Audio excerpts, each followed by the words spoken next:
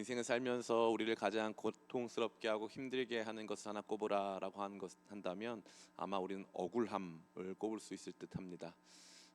내가 그런 일을 행하지도 않았는데 내가 또 그런 징계나 또 그런 불이익을 받을 만한 행동을 하지도 않았음에도 불구하고 누군가로부터 책망을 받고 또 심지어 그 책망의 수준을 넘어서서 어, 불이익과 재정적인 또 건강에 또 손실까지 있는다면 그것을 행복하게 여길 수 있는 사람은 아마 아무도 없을 것 같습니다.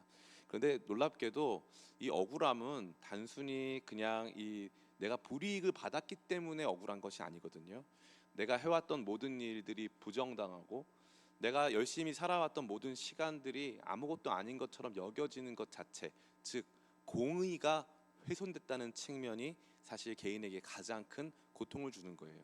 그러니까 돈 몇 푼 못 받았다는 게 아니라 나는 그렇게 살아본 적이 없는데 사람들이 나 그런 사람으로 몰아세우고 또 그러한 사람이라고 나를 심판하고 나에게 불이익을 가할 때 말로 할 수 없는 억울함, 이 감정이 나타나고 이것은 참 우리가 사람이 감당하기가 어려운 것이다라는 것을 우리는 보게 되는 것입니다. 예수님의 재판은 어떠했습니까? 예수님의 재판은 그야말로 억울하기 이루 말로 할 수가 없었습니다. 예수님의 재판은 재판관이 보기에도 예수님은 십자가를 지실 만한 그 어떠한 이유도 있지 않았어요. 그런데 예수님은 십자가를 지셔야 했죠. 억울하기 짝이 없는 것입니다. 예수님의 모든 고통은 우리가 이 땅 가운데 살면서 경험하고 있는 또 경험하게 될 고통의 단면을 보여주군다라고 감히 말씀드릴 수 있습니다. 그러한 차원을 생각해 봤을 때 예수님의 십자가가 억울함이라고 하는 그러한 이 모습 속에서 이루어진 것을 생각해 보자면 우리에게 있는 이 큰 고통, 이 억울함 고통 정말 주님께서 알고 이해하시고 또 공감하고 계신다라는 것을 생각해 볼 수 있는 것입니다.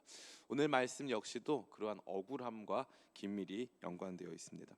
오늘 이 말씀을 가만히 읽어보니까 앞에 한 중요한 이 표제어가 등장합니다. 이 표제어 제가 읽어드리겠습니다. 다윗의 시가yon 베냐민인 구시의 말에 따라 여호와께 드린 노래. 이 베냐민인 구시라고 하는 사람이 어떤 말을 했는지는 모르겠는데 그가 다윗에게 와서 말을 했어요. 그 말을 했는데 다윗이 그게 너무 억울한 거예요. 너무 고통스럽고 너무 억울해서 견딜 수가 없는 것이죠. 그래서 하나님께 이 노래를 지어서 불러드리고 기도로 이 노래를 올려드렸다라는 것을 알 수 있습니다. 특별히 이 말을 한 사람은 베냐민 사람이라고 되어 있어요. 베냐민 사람과 다윗은 사이가 좋았을까요? 안 좋았을까요? 예, 안 좋았습니다. 왜 그랬을까요? 베냐민은 이 사울의 가문이기 때문에 그렇습니다. 사울이 통일 이스라엘의 첫 번째 왕입니다. 태조죠, 태조. 사울이 그런 왕인데 이제 사울이 지나가고 다윗의 시대가 도래했을 때 이 베냐민 사람들은 사실 다윗이 오랫동안 집권한 후에도 이 다윗에 대한 감정을 온전히 추스를 수가 없었어요. 우리 왕이었던 사울을 그렇게 전장에서 죽게 만든 장본인. 사실 다윗은 그때 그런 일을 하지 않았거든요. 그런데 사람들은 이 다윗과 사울이라고 하는 대결 구도를 자기 안에서 만들어 놓고 자기는 베냐민 사람이니까 사울을 개인적으로 잘 알지도 못했으면서 사울은 우리 왕이고 다윗은 우리 왕이 아니라는 것이죠. 그래서 다윗에게 대하여서 이 베냐민 사람 굿이라는 사람이 무언가 말을 한 듯합니다. 그런데 그 말을 가만히 들어보니까 그 말이 정확하게 뭔지는 모르겠지만 지금 다윗이 주님 앞에 드리고 있는 이 기도를 가만히 보니까 이 말의 차원이 그냥 단순히 조금 이렇게 비방하고 비난하고 한 내용이 아니었다는 것을 우리가 볼 수 있습니다. 우리 1절과 2절 같이 한번 읽어보겠습니다. 같이 읽겠습니다. 시작. 여호와 내 하나님이여 내가 주께 피하오니 나를 쫓아오는 모든 자들에게서 나를 구원하여 내소서. 건져낼 자가 없으면 그들이 사자같이 나를 찢고 뜯을까 하나이다. 아멘.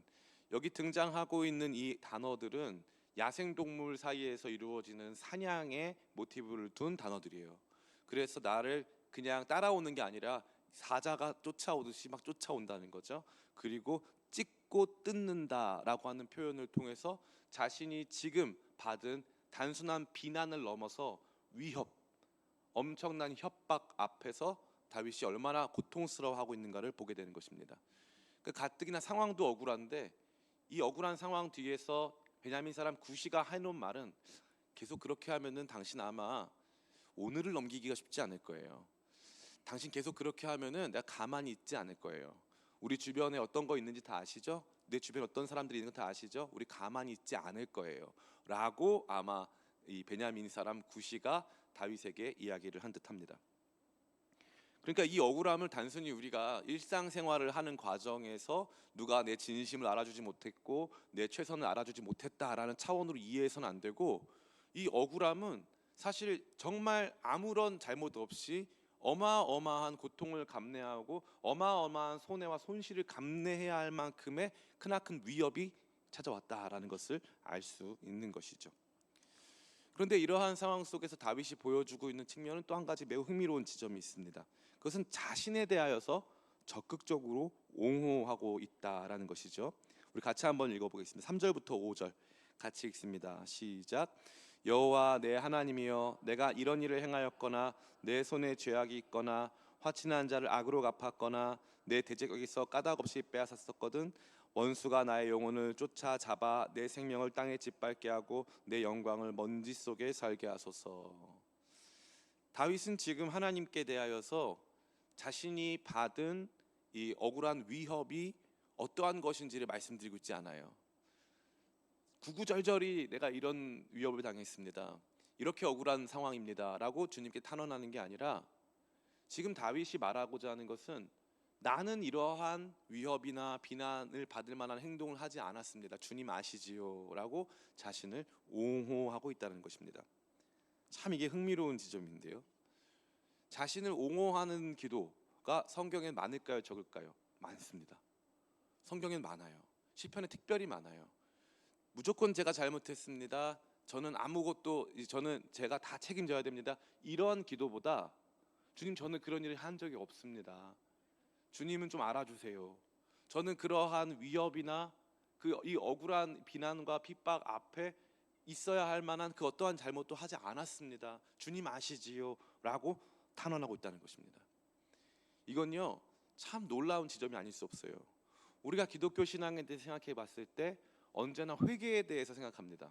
그래서 먼저 이 회개를 하면서 있는지 없는지 다 털어놔야 하나님께서 그 다음에 이제 문제 해결해 주신다, 이러한 고정관념이 우리한테 있죠. 그런데 다윗은 지금 이러한 상황 속에서 실제로 자기 마음 안에 있는 그 어떠한 것을 주님께 올려드리고 있어요. 그것은 뭐냐면은, 그래도 내가 주님 앞에서 완벽하지 않을 수는 있지만 그래도 저러한 수준의 위협이라던가 이러한 내용의 이 억울한 비난을 받을 만한 삶을 살지는 않았습니다라고 하는 탄원이에요. 근데 이러한 자기 옹호, 자기 변호의 탄원을 여러분 평상시에 하고 싶으십니까? 안 하고 싶습니까? 하고 싶잖아요. 저는 너무 하고 싶어요. 제가 제일 좋아하는 거예요. 제가 얼마나 힘들었는 줄 아세요? 이거 하고 싶단 말이에요. 근데 다윗은 이걸 누구한테 하는 거예요? 아내한테 합니까? 지나가는 사람한테 합니까? 하나님한테 하는 거예요. 하나님께 올려드리는 기도가 이런 거예요. 별의별 기도를 다 올려드리죠. 이러다가 죄악 발견되면 어떻게 해요?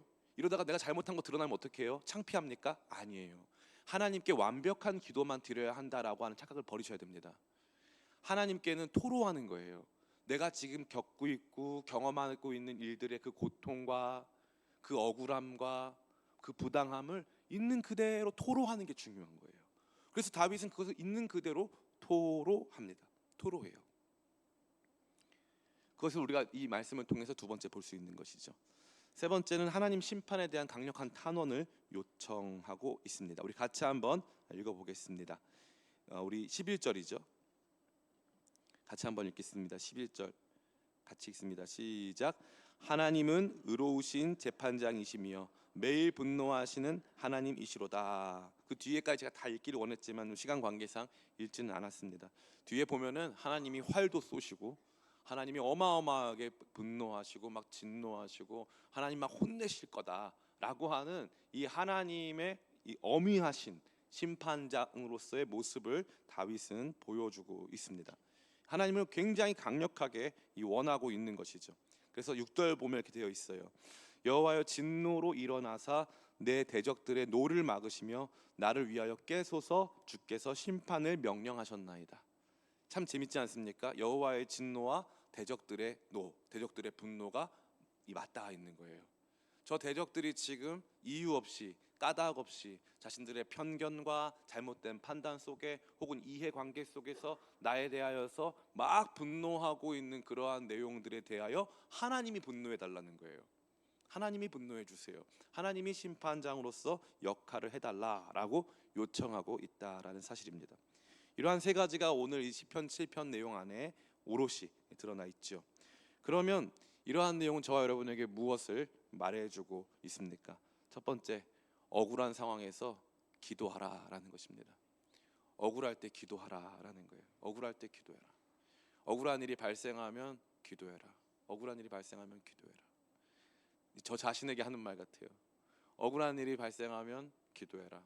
남들이 알아주지 않는 것을 떠나서 내가 전혀 당할 필요가 없는 고통스러운 일들을 만났을 때, 목사님 그러면은 뭐 법적인 조치도 하지 말고 그 어떠한 인간적인 행동도 하지 말고 그냥 기도만 하는 겁니까? 그렇지 않죠. 그렇진 않아요. 필요한 조치들도 합니다. 다윗은 늘 어떻게 하냐니까요. 억울한 일을 만나면 일단 참아요. 일단 참고 솔로몬한테 얘기합니다. 야, 솔로몬 나중에 즉위하면 요압은 살려두지 마. 뒤끝이 오래 가요. 네, 뒤끝이 오래 갑니다. 요압은 살려둬서는 안 돼. 요압은 이스라엘 왕국에 도움이 되지 않을 거야. 아마 통치 초반부터 요압 장군이 이 군사력을 동원해서 자칫하면 쿠데타를 일으킬 수도 있어. 그러니까 네가 그 일은 조심해야 돼. 그러니까 다윗이 인간적 판단이 없는 사람이 아니에요. 지금 이루어지고 있는 일들에 대하여서 인간적 판단이 없이 그냥 너무 순진무구하게 이 왕으로서의 어떤 이 엄연한 이 권능, 권력 이런 거 없이 그냥 통치하고 있는 게 아니에요. 그런데 우선적으로 인간 다윗에게 있어서 우선적으로는 일단 억울한 일을 당하면 뒤에 법적인 조치나 다양한 일들을 행하긴 하지만 일단 하나님께 엎드린다 이 말이에요. 일단 하나님 앞에 나아간다는 거죠. 근데 이게 지금 상황이 급박합니까? 안 급박합니까? 급박해요. 심지어 상황이 급박하고 지금 저들이 사자와 같이 쫓아와서 나를 찢어서 뜯는다 막 이런 표현을 쓰고 있어요. 그런데 다윗은 어떻게 합니까? 일단 하나님께 나아가는 거예요. 그래서 1절과 우리 1절부터 3절 같이 한번 읽어볼까요? 1절부터 3절 같이 한번 읽어보겠습니다. 시작. 여호와 내 하나님이여, 내가 주께 피하오니 나를 쫓아오는 모든 자들에게서 나를 구원하여 내소서. 건져낼 자가 없으면 그들이 사자같이 나를 찢고 뜯을까 하나이다. 여호와 내 하나님이여, 내가 이런 일을 행하였거나 내 손에 죄악이 있거나. 여기서 반복해서 등장하는 게 뭡니까? 여호와 내 하나님이여, 여호와 내 하나님이여, 여호와 내 하나님이여. 다윗의 기도는 언제나 이렇게 시작하는 거예요. 하나님, 이런 일이 발생했어요. 하나님, 이런 상황이에요. 한 번 어려움이 있었지만 이번에는 굉장히 센 것 같아요. 상황이 쉽지 않아요. 그리고 저 너무 억울해요. 저 이래 본 적도 없어요. 답답해요. 우리의 억울함이 언제나 100% 옳지는 않아요. 100% 옳지는 않습니다. 그러나 100% 옳지 않다 할지라도 하나님 앞에 그 억울함을 탄원할 수 있다 이 말이에요. 그러니까 하나님 앞에 가서 뭘 해라? 억울함을 탄원해라. 적극적으로 하나님께 내 안에 있는 것들을 토로해라 라고 말하는 것입니다. 가끔 우리는 생각해요. 인생을 살아가면서 영적인 성숙, 또 이 삶 속에서 정신적인 성숙을 할 때는 억울한 일이 있어도 그냥 삼키고 그냥 마음 안에서 다 삭혀버리고 이제 아무 일도 없는 것처럼 세상 속에서 멋지게 살아가는 거, 그건요 엄밀히 말하면은 우리 안에 있는 인간의 참된 본질을 잘 모르는 거예요. 아무 문제 없이 멀쩡히 살고 있는 사람 별로 없어요. 마음 안에서는요 온갖 전쟁이 다 일어나고요, 온갖 고통스러운 일이 다 일어나는 거예요. 그렇다고 제가 여러분에게 매번 누군가한테 찾아가서 사람들 앞에 가서 억울함을 탄원하고 나 힘든 거 다 말해서 풀어라 라고 말씀드리는 것은 결코 아닙니다. 그러나 확실한 것은 우리 안에 있는 이 억울함을 단순히 인격적 성숙으로 풀려고 하지 마시고, 억울한 일 만날 때, 힘든 일 만날 때 하나님께 토로하라는 거예요. 하나님께 토로하라. 힘들어 죽겠어요. 저 너무 힘들어요. 하나님께 막 토로. 너 죽고 싶어? 그럼 내 데려갈까? 막 아니요, 그건 아니에요, 주님. 그 정도까지 원한 건 아니었어요. 뭐 이래도 어쩔 수는 없어요. 너 진짜 막 그렇게 억울해? 너 그렇게 억울해? 너 잘못하고 말해줄까? 그래도 좀 억울해요. 주님, 저 그래도 좀 억울해요. 다윗이 시편 6편에 보니까, 우리가 지난주 여러분 혹시 말씀 나중에 들어보세요.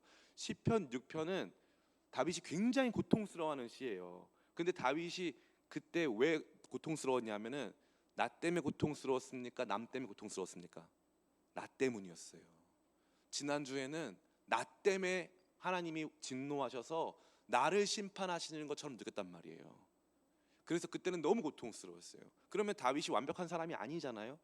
그러니까 지금도 100% 베냐민 사람 구시의 잘못만은 아니었을 거예요.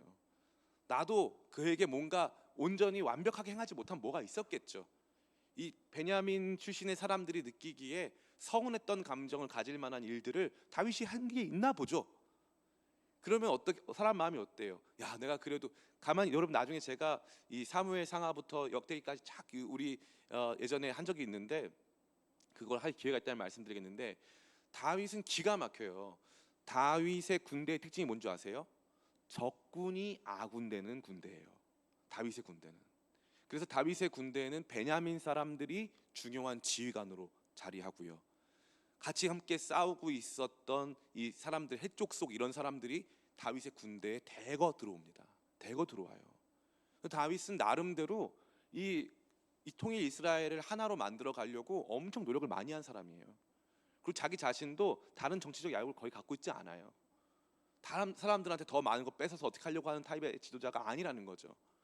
그럼에도 불구하고 베냐민 사람 구시가 와서 얘기하면 다윗이 그거 100번 맞으면은 나는 뭐 아무렇지 않아. 여러분 그렇지 않아요. 절대 그렇지 않아요. 여러분 가셔서 목사님한테 목사님 오늘 설교 별로 안 좋았어요. 한번 얘기해 보세요. 한 번 말하면 그럴 수 있어요. 10번 말하잖아요. 짐 싸고 있을 거예요 아마. 상처받아가지고. 사람은 다 그런 거예요. 사람은 다 그런 거예요. 교회에서 이루어지는 모든 일들 속에서 고마워요. 잘하셨습니다. 이렇게 해도 쉽지가 않아요. 사람은 다 그런 거예요. 그럼 그런 일 있을 때마다 억울한 일 만날 때마다 다 짐 싸야 됩니까? 아니죠. 다윗을 보면은 우리는 지혜를 얻을 수 있어요. 어린아이가 되는 거예요. 주님 저 큰일 났어요. 저 망했어요. 저 너무 억울해요. 답답해 죽겠어요. 여기 얼마나 유치한 표현입니까? 5절. 원수가 나의 영혼을 잡아 내 생명을 땅에 짓밟게 하고 내 영광을 먼지 속에 살게 하소서. 좀 과하죠 표현이? 느껴지시죠? 얼마나 과해요. 가만히 이러면 될 거 아니에요? 3절부터 여호와 내 하나님이여 내가 이런 일을 행하였거나 내 속에 죄악이 있거나 화친한 자를 악으로 갚았거나 내 대적에서 까닭 없이 뺏었거든 주님 저를 심판해 주세요 이러면 될 거 아니에요. 근데 거기다가 원수가 나의 영혼을 쫓아 잡아 내 생명을 땅에 짓밟게 하고 내 영광을 먼지 속에 살게 하소서. 조금 찌질해요. 조금 찌질해요.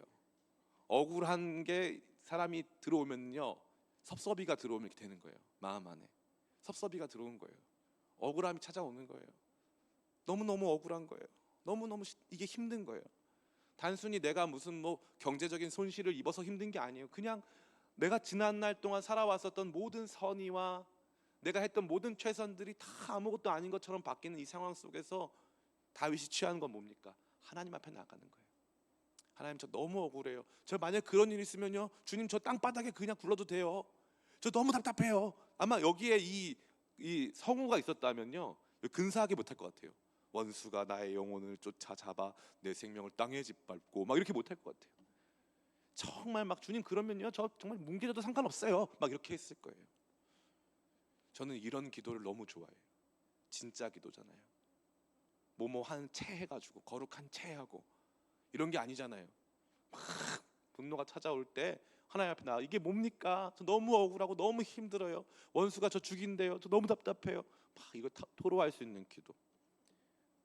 그러니까 이 말씀이 저와 여러분에게 주는 위대한 도전은 억울할 때 하나님 앞에 나가 아이처럼 기도하라는 거예요.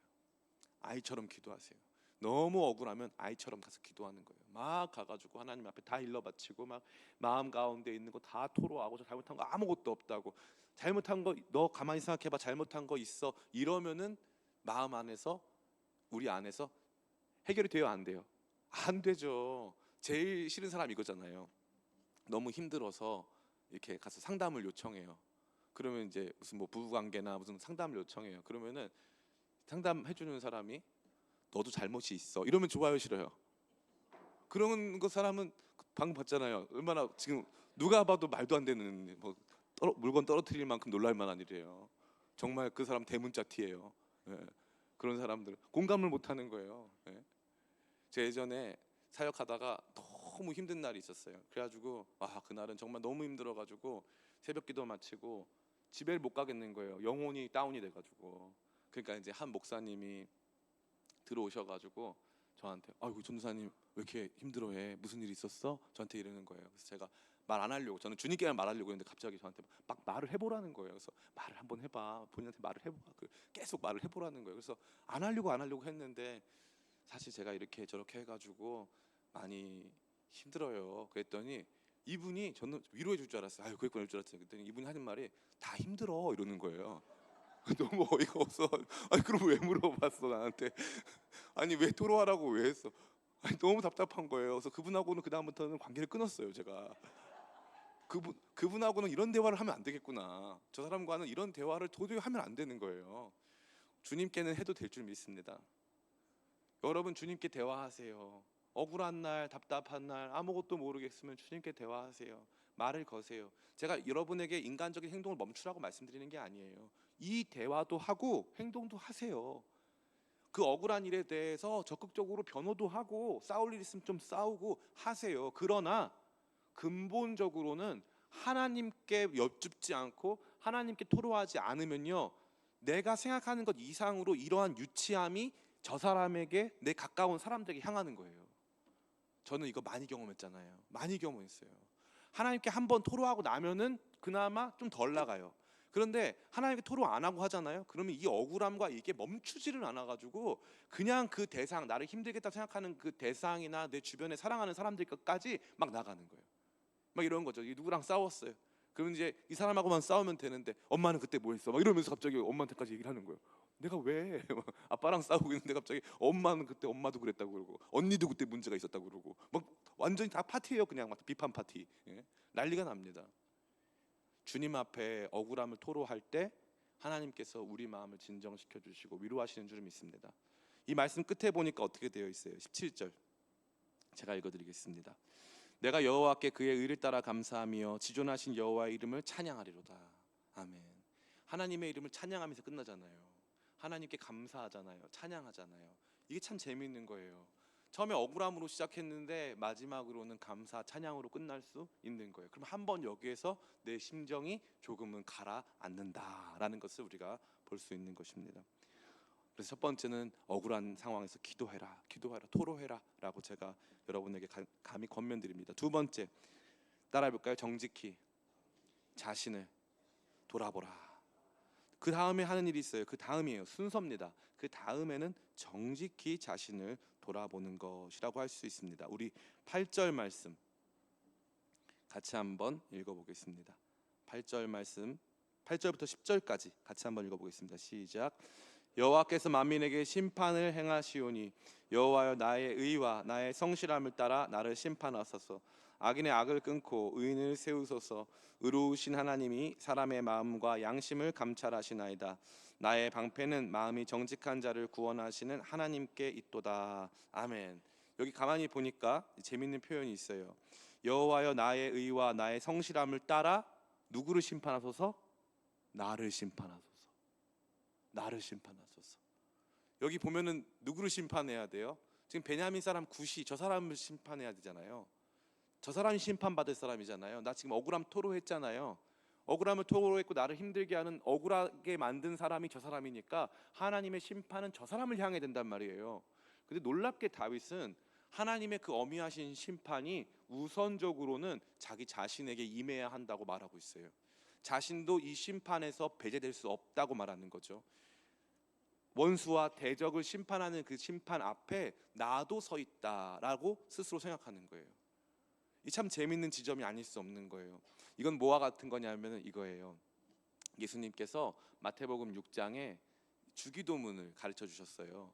주기도를 가르쳐 주신 다음에 너희가 사람의 잘못을 용서하지 아니하면 너희 하늘 아버지께서도 너희 잘못을 용서하지 아니하실 것이요 너희가 사람의 잘못을 용서하면 너희 하늘 아버지께서도 너의 잘못을 용서하시리라 라고 되어 있어요. 이게 참 재밌어요. 우리는 어떻게 생각하냐니까 하나님과의 문제가 더 중요하다고 생각해요. 그래서 하나님과 내가 풀면 풀린다고 생각하는데 하나님 이렇게 말씀하시는 거예요. 먼저 풀고 나한테 와. 먼저 풀고 나한테 와. 하나님이 풀어주시는 거 아니고 먼저 그 문제 풀고 나한테 오면 내가 풀어줄게. 그러면 보세요. 행동이 먼저예요? 용서가 먼저예요? 행동이 먼저예요. 신기하지 않으세요? 신기하지 않으세요? 주기도문 보면 이런 표현이 있어요. 우리가 우리의 죄를 사하여 준 것 같이. 우리가 일상적으로 누군가의 죄를 용서해주고 사하여 주고 있다라는 거죠. 참 재밌는 거예요. 그래서 성경이 지속적으로 보여주고 있는 것은 내 행동은, 우리는 너무 쉽게 은혜라는 말에 덮어버리는데, 내 행동과 하나님께서 내게 베푸신 은혜와 관련이 있다 없다? 있다. 구원받아 하나님 백성 되는 것에는 하나님의 전적인 은혜예요. 일상적인 삶 속에서 하나님이 베푸시는 은혜에는 내 행동과 관련이 있다 없다? 있다. 있다는 거예요. 내 행동과. 그래서 다윗이 고백하는 거예요. 주님, 나도 심판해 주세요. 정직한 마음으로 서기를 원합니다. 나도 내가 해왔던 모든 일들 앞에 서기를 원합니다. 나도 심판해 주세요 라고 말하고 있는 거죠. 억울한 상황이 생기면은 우리는 흔히 상대방은 악마화하고 나는 천사로 만들어 버리는 경향이 있어요. 나는 무조건 피해자고 저 사람은 무조건 가해자다라고 하는 생각이 있는 것이죠. 다윗은 우선적으로 지금 자기 안에 들어와 있는 이 억울한 감정을 주님께 토로했어요. 그래서 가만히 보니까 토로한 다음에 나오는 한 단어가 중요해요. 5절 한번 볼까요? 5절 끝에 보면은 이렇게 되어 있어요. 원수가 나의 영혼을 쫓아잡아 내 생명을 땅에 짓밟게 하고 내 영광을 먼지 속에 살게 하소서. 다음 뭐라고 되어 있습니까? 셀라. 셀라는 쉼표, 간주 뭐 이런 거예요. 간주. 그럼 잠깐 노래가 멈췄다는 뜻이죠. 노래가 여기서 한번 멈췄어요. 앞에 부분을 보면 앞에 부분은 진짜 강력하게 부르는 거예요.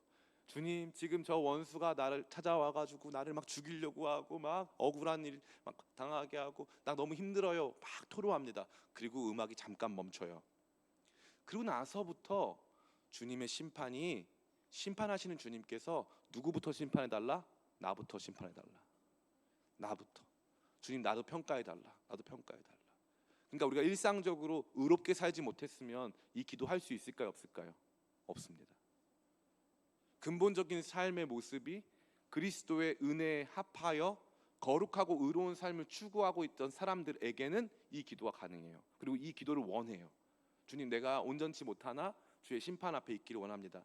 날마다 그 심판 앞에서 나를 비추사 나를 알게 하시고 내 연약함과 잘못된 부분들 드러나게 하시고 그 보혈로 날 씻으시고 용서해 주세요. 그리고 나를 다시 한번 주님 앞에 힘있게 살게 해주세요라고, 나도 이 심판에서 배제되는 사람이 아닌 존재로 인식하고 고백하고 있다라는 것입니다. 정직히 자신을 돌아보는 것. 억울한 상황 속에서 이 감정적인 고조가 막 이루어질 때는 일단 하나님께 다 토로한 다음에 그 다음에 정직히 나를 다 바라보는 거예요. 정직히 주의 심판 앞에 내가 나아가는 거죠.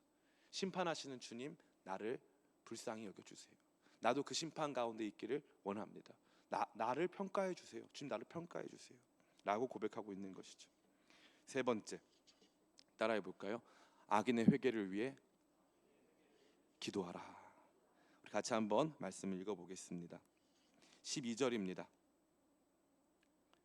12절부터 16절 같이 읽겠습니다. 시작.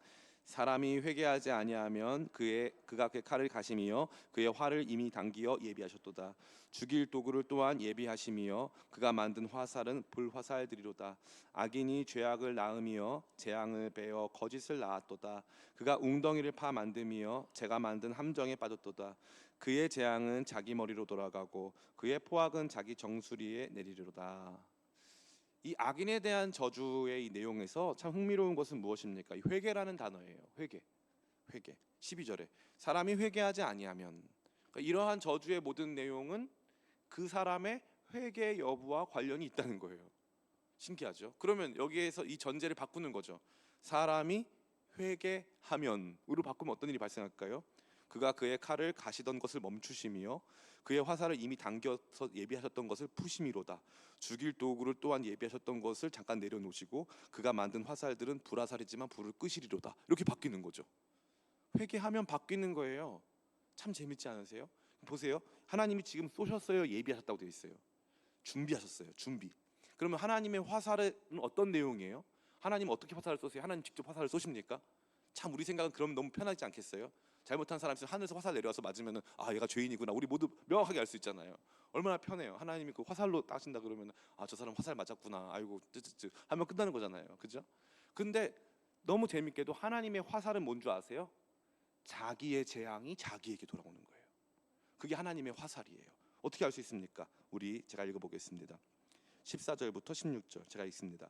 악인이 죄악을 낳으며 재앙을 베어 거짓을 낳았도다. 악인은요 계속 죄악을 임신 출산하는 모습을 보여주고 있어요.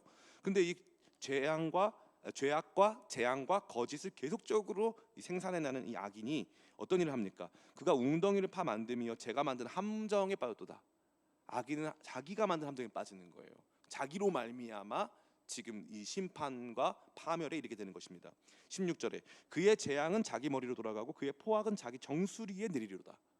그러니까 자기가 행한 일로 말미암아 자기가 받는다는 거죠. 그죠? 이게 하나님께서 예비하신 심판의 모습이라는 거예요. 그 사람들에게 이 모습, 이 기도의 모습을 보여주면요, 이런 거예요. 회개 안 하면 당신 큰일 나요. 당신 회개하지 않으면 더 큰 문제 만날 수 있어요. 라고 말하고 있는 거죠. 목사님 그래도 좀 이거는 너무 찌질하고 너무 막 상대방한테 저주하고 나쁜 행동 아닙니까? 그럴 수도 있지만 앞서서 지금 다윗이 경험하고 있는 이 위협적 억울함 앞에서는 사실 그가 하는 행동은 크다고 볼 수는 없어요. 그리고 그가 이걸 하나님께 하고 있잖아요. 하나님께 하고 있어요. 특별히 다윗이 압살롬을 피해서 도망갈 때, 궁궐에서 빠져나와서 도망갈 때 시므이라고 하는 베냐민 사람이 나와서 다윗에게 저주를 합니다. 다윗에게 저주를 해가지고 피 흘린 자여 그 피가 너에게 돌아간도다 라고 막 선포하고 시므이가 막 엄청나게 저주를 많이 해요. 그래서 다윗이 그 자리에서 시므이에게 어떠한 말도 하지 않았습니다. 다윗은 그 순간 하나님께서 저 사람 시켜서 나한테 지금 하나님께서 지금 말씀하시는 거다라고 말했어요. 왜냐하니까 다윗이 자기의 지나왔던 삶을 가만히 보니까 막 밧세바 취하고 막 했던 그런 많은 시간들이 있었을 거 아니에요. 하나님의 심판 앞에 정직히 자기를 바라본 거죠.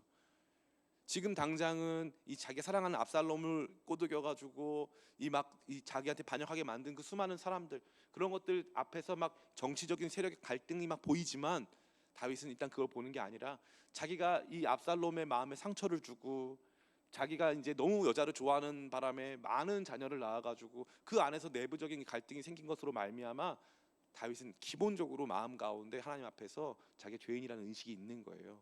그런 상황에서 그는 어떻게 합니까? 이 오늘 말씀 보니까 회개하라는 메시지를 주고 있는 거예요. 회개하라. 이 악한 일을 계속적으로 하고 있는 사람이 받아야 될 하나님의 보라살은 그가 만든 웅덩이에 그가 빠지게 될 것이다 라고 말하고 있는 거죠. 참 재미있는 게 아닐 수 없는 것입니다. 그래서 이 말씀 보니까 악인의 회개를 위해서 지금 적극적으로 기도하는 것 같지는 않지만 매우 소극적인 모습이라 할지라도 그는 지금 회개라고 하는 단어를 처음 사용하면서 회개하지 않으면 지금 이런 큰 재난을 만날 수 있다라고 하는 엄청난 경고의 메시지를 던져주고 있는 것입니다. 제가 예전에 한 집회 때 이 평안교회라고 하는 이 광화문에 있는 한 교회 담임 목사님을 모신 적이 있어요. 이 목사님은 이제 평안도에서 실제로 내려오셨고 그래서 교회 이름도 평안교회고 그랬는데 145때 때 내려오시면서 이북에 이제 부인과 아이를 두고 내려오신 분이에요. 참 존경받는 이제 분이셨습니다. 이분이 우리나라에서 대한예수교 장로회 합동 측 총회장도 지내시고 그 다음에 한기총 초대 회장도 지내신 분이에요. 이성택 목사님이란 분이신데 이 이성택 목사님 모시고 저희가 집회를 열었어요. 그래서 이 목사님이 설교하시는데 이 목사님은 본인 자녀들이 북한에 있잖아요. 그리고 본인의 아내가 북한에 있어서 이분이 이제 50년대 지나서 60년대 70년대 되니까 도저히 통일될 이 가망이 안 보이니까 성도들이 목사님한테 목사님 그러지 마시고 우리 목사님 너무 사랑하니까 목사님 이 땅에서 결혼하시라고 그랬어요. 그러니까 목사님 어떻게 했냐니까 목사님이 내가 하나님께 가면 거기서 우리 아내를 만날 텐데 천국에서 우리 아내를 만났을 때 내가 부끄러워서 그럴 수가 없다 해서 돌아가실 때까지 여기서 혼자 사시다가 돌아가신 분이에요. 근데 이성택 목사님 그 북한에 대한 감정이 굉장히 안 좋으세요. 굉장히 안 좋으세요. 북한에 대한 감정이. 왜냐하니까 자기 자녀가 거기서 고생하고 있고 거기 자기 와이프가 거기서 고생할 생각을 하니까 북한 생각만 하면 이분은 막 눈물이 나고 너무 화가 나는 거예요. 그 당시에는 이제 지금 김정은 국방위원장 아버지였던 김정일 그분이 이제 통치할 때였는데 그분이 갑자기 그 당시 설교하러 오셨을 때가 이미 거의 90세였어요. 90세 되신 이 노 목사님이 바지춤을 이렇게 올리시면서 같이 기도하재요. 그래서 이렇게 하시는 거예요. 저 북한에, 목소리가 굉장히 아주 웅장하신데, 저 북한에 있는 저 김씨가들, 우리 김정일 이런 사람들 회개하게 해달라고, 예수 믿고 변화되게 해달라고 기도합시다 그러더라고요. 전 태어나서 처음 봤어요. 저 북한 정권 무너지고 북한 정권 무너지고 하루빨리 통일되자는 기도는 많이 들어봤어요.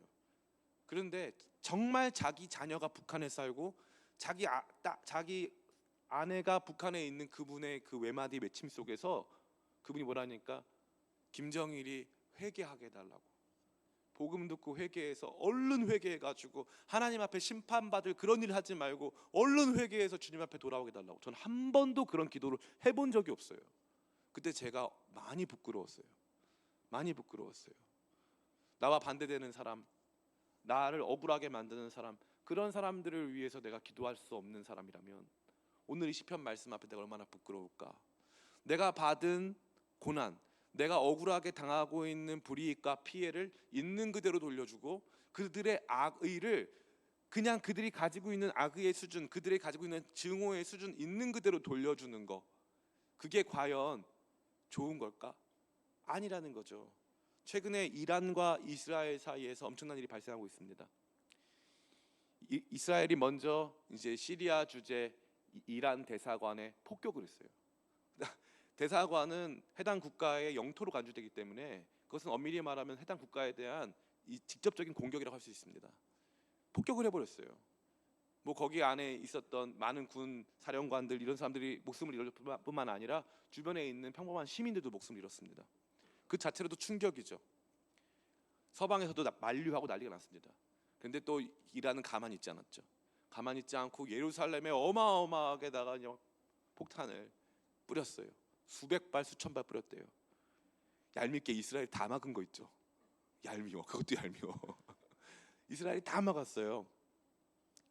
이스라엘이 또 준비했어요. 그래서 이스파한이라고 하는 지역에 핵 관련 시설이 있는데 거기를 또 폭격을 엄청나게 했다 하더라고요. 또 이란에서 가만히 있지 않고 더 세게 하겠대요. 이제는 이스라엘 핵시설에 폭격하겠다 나왔어요. 법적으로 참 재밌는 게 있는데 두 사람이 싸움을 했어요. 한 사람이 먼저 때려서 싸움이 시작됐어요. 그리고 반대 사람이 한 대 맞고 한 대 돌려줬어요. 그러면 법정에 가면은 누구 잘못이 크게요? 둘이 잘못이 똑같아요. 우리 입장에서 억울할 수 있어요. 왜요? 얘가 먼저 때렸거든요. 우리 입장에서는 얘가 먼저 때린 게 억울해요. 그런데 성숙한 사람들은 다 아는 거예요. 그 억울한 일 당했다고 똑같이 돌려주는 게 그거는 성숙한 사람들의 모습이 아니야. 내 마음 안에 있는 정말 본능적이고 원초적인 그 감정과 말로 할 수 없는 적대감 이런 것들은 주님께 올려드리고 잠깐 쉬었다가 주님의 말씀 앞에 나를 돌아보고 그 다음에 그들이 회개하도록, 그들이 가지고 있는 잘못된 모습과 그들이 가지고 있는 이기적인 모습들 안에서 회개하도록 기도하는 것이 가장 아름다운 억울한 사람의 기도라는 것을 이 말씀은 저와 여러분에게 보여줍니다. 오늘 말씀 다 마쳐요. 사랑하는 성도 여러분, 저는 여러분이 꼭 기억해야 되는 지점이 있다 생각해요. 그게 어디냐면 셀라, 거기에 셀라가 이 말씀 앞뒤를 나누고 있어요. 셀라 앞에는 주님 다급해. 주님 저 지금 죽게 생겼어요. 사자가 막 와가지고 저 막 죽인다고 하고 저 너무나 고통스럽습니다. 그리고 주님 저 사람들이 만약에 한 마리 40이라면 저를 땅에 짓밟고 제 영광을 먼지 구덩이에 던져주세요. 막 기도해요. 그 다음에 셀라 딱 끝나고 나서 심판하시는 주님 일어나시옵소서. 나를 심판해 주시고 저 사람들 회개하게 도와주세요. 자기가 얼마나 나쁜 짓을 했는지 그 일들이 어떻게 자기에게 돌아갈 것인지 분명히 알게 해주세요. 그러고 나서 그는 어떻게 해요? 마지막에는 이 모든 일들, 이 상황을 그렇게 주님께 다 털어버리고 자기는 주님을 찬양하고 감사하는 거예요. 억울함이 풀렸어요. 우리는 억울함을 상대에 대해서 내가 당한 것에 상응하는 종류의 것들을 퍼부을 때, 내가 한 대 맞으면 너도 한 대 맞아야 돼, 이거 하면 억울함 풀릴 것 같잖아요. 이게 안 풀려요. 이거 안 풀립니다. 절대 안 풀려요. 그 아가사 크리스티라는 사람이 쓴 오리엔트 특급 살인이라고 하는 추리 소설이 있어요. 이 추리 소설이 굉장히 흥미진진한데 여러분 꼭 한번 나중에 읽어보세요. 영화로도 나왔어요. 이 추리 소설 보니까 내용이 뭐냐니까 한 사람이 꽉 막혀 있는 기차 안에서 살인 사건이 나서 죽은 거예요. 근데 이 사람을 봤더니 칼자국이 너무 많은 거죠. 갑자기 누가 이 사람을 칼을 이렇게 찔렀을까? 알고 봤더니 이 사람이 이 유아를 성폭행하고 죽인 아주 나쁜 사람인데 금방 풀려난 거예요. 그러니까 그 아이를 사랑했었던 그 집의 하녀, 그 집 친척, 할머니, 그 아이 다니던 학교의 선생님, 이런 사람들이 다 같이 모여가지고 이 살인을 모의한 거예요. 살인을 모의해가지고 그 사람 기차에 딱 탄 다음에 알고 봤더니 거기에 있는 모든 사람들이 이 사람을 죽이려고 해가지고 딱 불 끄고 붙잡아서 다 같이 죽인 거예요. 그러고 나서 마지막 장면이 보니까 이제 만족하냐고 그랬더니 사람들이 아무도 만족하지 않았다는 거예요. 아무도 만족하지 않았다. 이러한 유사한 영화가 친절한 금자씨도 똑같아요. 우리가 마땅히 내가 경험하고 있는 고통을 상응하게 돌려줬을 때 그제서야 공의가 만족되고 내가 마음이 시원해지고 억울함이 풀린다? 그렇지 않아요. 저 사람이 나한테 욕했으니까 나도 욕한다? 절대 그런 것은 바람직한 방법이 아니라는 거죠. 억울한 일을 만났을 때 절대 여러분들 다른 사람들하고 풀지 마시고 먼저 하나님께 기도하시기 축복합니다. 그리고 하나님의 심판 앞에 우리 자신도 돌아볼 수 있는 시간을 갖기를 축복합니다. 그리고 나를 힘들게 한 그 사람들까지도 회개하라고. 그 사람들이 가서 말은 못하죠. 여기 보니까 그 사람한테 말한 거 아니에요. 주님께 말한 거죠. 회개하지 않으면 큰일 난다는 것을 주님께 말씀드렸죠. 그 사람에게 말한 거 아니에요. 그럴 필요까지는 없어요. 그러나 그들을 위해서도 회개하지 않으면 얼마나 큰일이 닥칠 수 있는가에 대해서 그러한 기도를 올려드릴 수 있을 만큼 성숙한, 그리고 성숙하다는 게 단순히 여러분 싫은데 성숙해지라는 뜻이 아니라 이 억울함을 성숙하게 풀어서 덜 억울해지는 저와 여러분 다 되시기를 예수님의 이름으로 축원합니다. 우리 아까 불렀던 찬양인데